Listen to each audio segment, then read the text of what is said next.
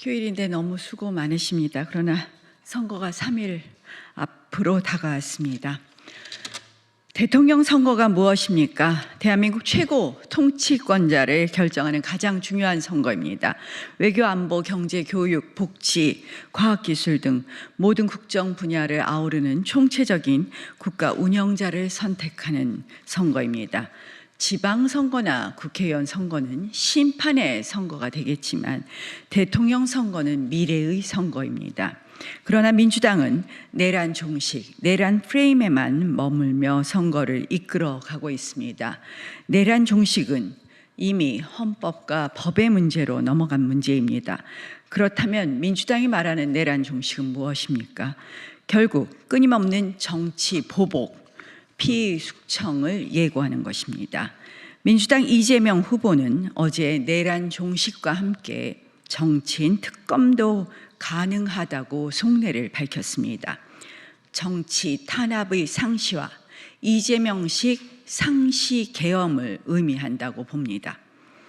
이재명의 나라는 얼마 전 유시민 작가의 발언 한마디에 그들이 꿈꾸는 사회에 대한 기본 인식이 담겨져 있습니다. 그들은 그들만의 새로운 신분제의 나라를 만들 것입니다.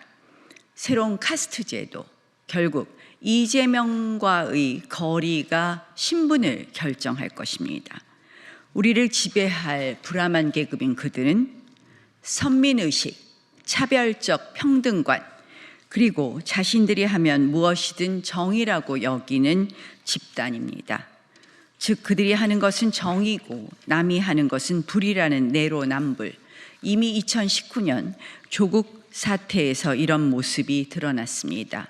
그 당시 조국 후보자는 누구보다도 도덕성과 공정성을 강조했지만 자신과 가족에는 예외를 두었습니다.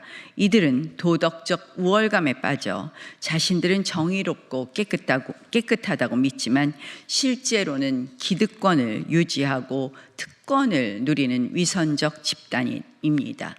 이번 유시민 씨의 설란영 여사에 대한 발언에서 고스란히 녹여져 있습니다. 경제는 어떻습니까? 대장동, 백현동, 거북섬 웨이브파크 사업에 이르기까지 민간업자만 배불리는 사업입니다. 그들만의 생태계 구축입니다.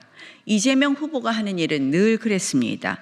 대장동 개발 사업에서 발생한 전체 개발 이익 1조 8,211억 원입니다.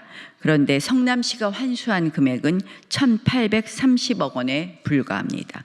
백현동 개발 사업은 어떻습니까? 민간 사업자들이 얻은 이익은 약 3,412억 원으로 추산되는데 성남도시개발공사, 성남시는 단 한 푼도 환수하지 않았습니다. 거북섬 상권 공실률이 87%로 피해자들이 피눈물을 흘리고 있을 때 민간 사업자 대원 플러스 건설은 845억 원의 누적 이익을 벌어들였습니다. 국민들은 빈털터리가 되었습니다. 이재명 후보는 지역화폐가 노벨 평화상을 받을 정책이라고 했습니다. 코나아이 경기도지사 시절부터 경기도 지역화폐 운행 대행사입니다. 엄청난 수익을 올린 것으로 알려져 있습니다. 이재명 테마주로 불려집니다. 지역화폐 운영권을 맡은 직후부터 매출은 꾸준히 증가했습니다. 그런데 코나아이는 맡겨놓은 충전금으로 채권 투자 그리고 유상증자를 한 것이 또 도마 위에 올라가기도 했습니다. 지역화폐가 경제를 살리는 정책입니까? 문재인 정부 시절의 정책 보고서에서도 지역화폐에 대한 문제점을 지적했습니다. 결국 부자자치구와 지방 가난한 자치구의 부익부, 빈익빈만 심화되는 것이 지역화폐입니다. 전통시장이나 진짜 어려운 곳에 경제 효과가 미치지도 않습니다. 한마디로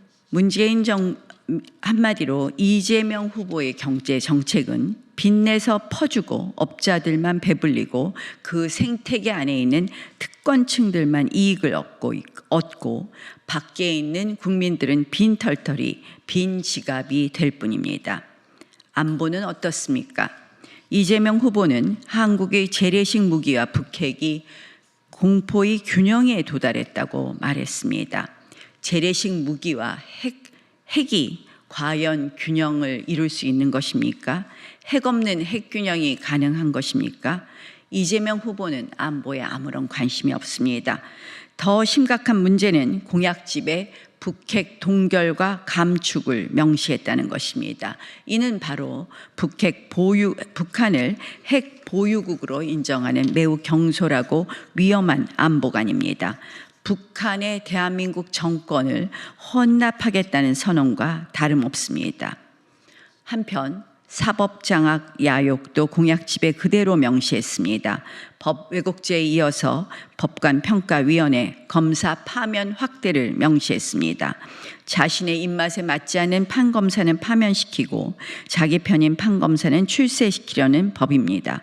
궁극적으로 사법부를 장악해 자신들이 범죄에 대한 수사와 판결에 영향을 미치고 정적들을 제거하는 칼로 쓰겠다는 것입니다. 대법관 증언도 명시했습니다.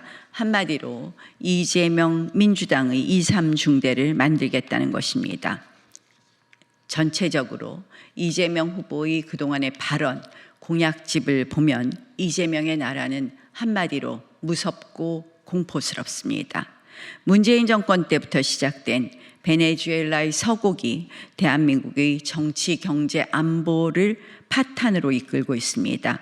이재명 민주당의 의회 독재로 베네수엘라의 지옥문이 절반 이상 열렸습니다. 만약 이번 대선에서 잘못된 선택으로 이재명식 총통 독재 체제가 현실화된다면 이번 대통령 선거가 우리가 해왔던 늘 그래왔던 선거의 마지막 형태가 될 수 있다는 위기감이 듭니다. 이미 4년 연임제 장기 집권의 속내까지 내비친 바 있습니다. 간곡히 호소합니다. 이재명 민주당의 내란 프레임, 정치 탄압의 서곡은 결국 어느 국민도 자유로울 수 없다는 점을 모두가 알아야 합니다. 문재인 정부의 적폐청산보다 더 잔인한 정치 보복이 계속될 수 있습니다. 이제 공포스러운 이재명식 사회를 우리 국민께서 반드시 막아주실 것이라고 믿습니다. 사전투표에서는 유시민 씨 발언과 아들 음란 욕설 논란이 충분히 알려지지 않았습니다. 또한 선거 부실뿐만 아니라 선거운동 기간이 충분히 보장되지 않은 사전투표로 이미 절반이 투표를 마쳤습니다. 본투표에서 국민 여러분들의 압도적 지지로 반드시 이재명식 공포사회를 막아주십시오. 모든 국가는 그에 걸맞는 정부를 갖습니다.